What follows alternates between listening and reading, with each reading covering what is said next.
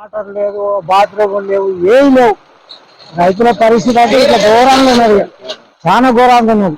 ఖరీదారు అంతా లోపల వస్తున్నారు, మమ్మల్ని ఇక్కడ బయట వస్తారు. ఖరీదారు అంతా లోపల, రైతులమంతా బయట.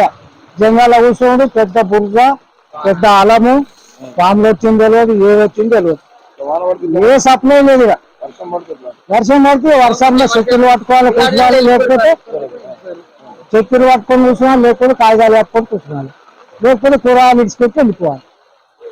ఇది పరిస్థితి. ఏమి దాపు ధైర్యం ఏది లేదు.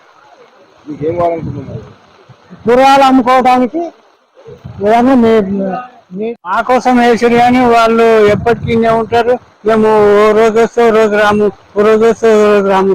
ఇక మొత్తం వాళ్ళు రోజు ఉండేటోళ్ళు వాళ్ళే కబ్జా చేసుకున్నారు. అవి సార్లు కూడా వాళ్ళని ఏమన్నారు. ఇక మేము వస్తే ఈడలేదు ఆడలేదు అంటే ఇక్కడ గడ్డకి కొడతారు. మళ్ళీ ఇక వాన పడితే ఇదే పరిస్థితి, ఎండ పడితే ఇంకా ఘోరం. ఇక మాకేం సౌలభ్యం లేదు. ఇక్కడ అమ్ముకున్నా సగం ఆనే వానలు వేసిన బీరకాయలు,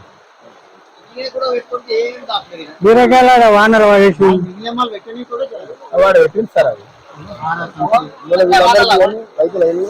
వీళ్ళు బీరకాయలు అక్కడ ఉన్న వాళ్ళు కూడా